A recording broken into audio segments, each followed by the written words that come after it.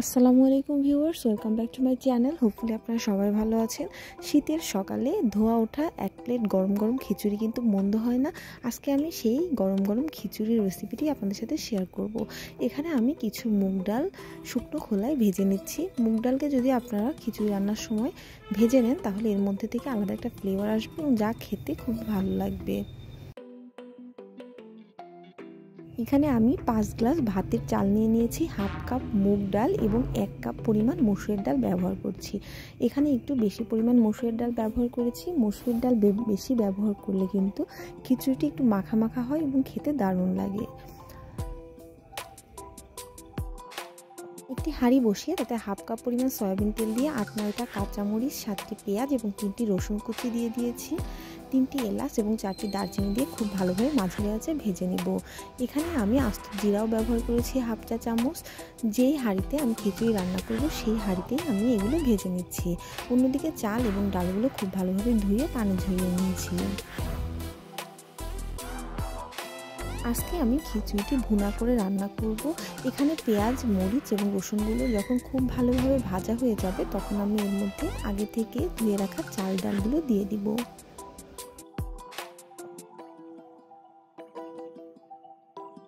চাল ডালগুলো দিয়ে পেঁয়াজ কাঁচামরিচের সাথে খুব ভালোভাবে আমি মিশিয়ে দিচ্ছি। মিশিয়ে আমি 2 থেকে 3 মিনিট একটু ভেজে নিব।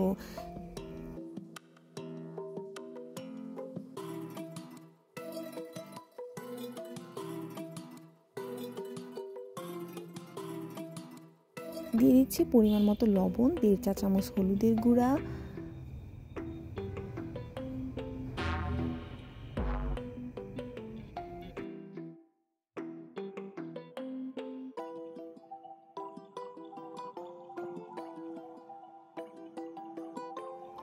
দিয়ে দিচ্ছি এলাচ এবং দারচিনি।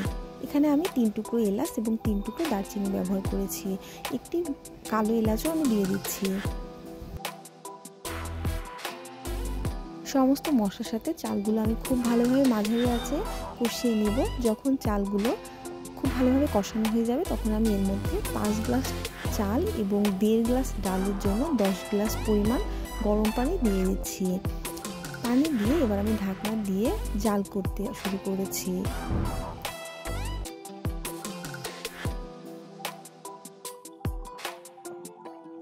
খিচুড়িটি হতে কিন্তু বেশি সময় লাগবে না। 10 থেকে 15 মিনিট পরে এভাবে বলক উঠে আসবে খিচুড়িতে। এই পর্যায়ে আমি কয়েকবার খুন্তি দিয়ে নেড়ে দিব।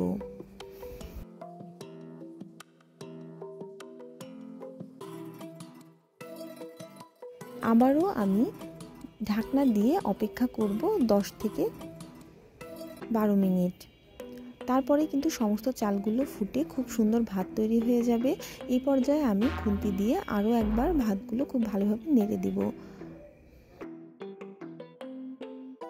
চালগুলো কিন্তু অনেকটাই ফুটে এসেছে। এই পর্যায়ে আমি চুলার জাল মাঝারি করে দিব। মাঝারি আঁচে ঢাকনা দিয়ে আমি অপেক্ষা করব আরও 7 থেকে 8 মিনিট। 7 থেকে 8 মিনিট পরে কিন্তু সমস্ত ভাতগুলো খুব ভালোভাবে রান্না হয়ে যাবে। অন্যদিকে আমি কিছু জিরা, এলাচ এবং দারচিনিকে শুকনো খোলায় ভেজে নিয়েছি। এখানে 2টি এলাচ, 2টি দারচিনি এবং হাফ চা চামচ জিরা আছে। এগুলোকে শুকনো খোলায় ভেজে আমি পাটায় পিষে নিয়েছি। খিচুড়িটি চুলা থেকে নামানোর আগে আমি খিচুড়ির উপর ছিটিয়ে দিচ্ছি সেই মশলাগুলো। মশলা দিয়ে চুলায় ঢাকনা বসিয়ে আমি 10 মিনিট খিচুড়িটি চুলায় দমে রেখে দিব। এতে করে কিন্তু খিচুড়িটি খেতে দারুণ লাগবে। আপনারা যারা এখনও আমার চ্যানেলটি সাবস্ক্রাইব করেননি অবশ্যই সাবস্ক্রাইব করবেন, ফ্রেন্ডস অ্যান্ড ফ্যামিলির সাথে শেয়ার করতে ভুলবেন না। আর যারা ইতিমধ্যে আমার চ্যানেলটি সাবস্ক্রাইব করেছেন তাদেরকে জানাই অন্তরস্থল থেকে অসংখ্য ধন্যবাদ। শীতের দিনে সকালে বা সন্ধ্যায় গরম গরম এমন খিচুড়ি হলে কিন্তু মনটাই খুশি হয়ে যায়। আপনারা অবশ্যই আমার রেসিপিটি ফলো করে বাসায় ট্রাই করবেন এবং আমাকে জানাতে ভুলবেন না আপনাদের কেমন লাগলো। আপনারা যদি এভাবে আমার রেসিপিটি ফলো করে ভুনা খিচুড়ি রান্না করেন তাহলে কিন্তু আপনারা এমনিতেই এই খিচুড়িটি খেতে পারবেন, এর সাথে আর কিছুই লাগবে না।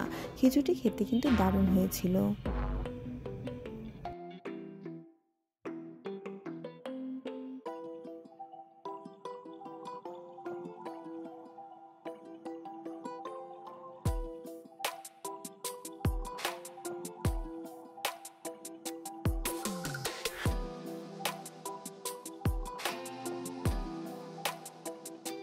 গরম গরম এমন খিচুড়ি কিন্তু আপনারা আচারের সাথে, শুকনা মরিচ, পেঁয়াজ মাখার সাথে পরিবেশন করতে পারেন। এছাড়াও আপনারা মাংস, মাছ ভাজি যে কোনো কিছুর সাথেই মজার এই খিচুড়িটি পরিবেশন করতে পারেন।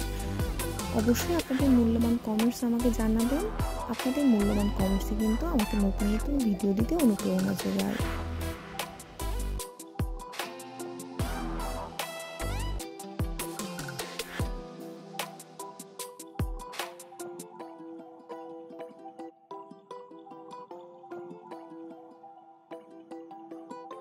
Thanks for watching my video.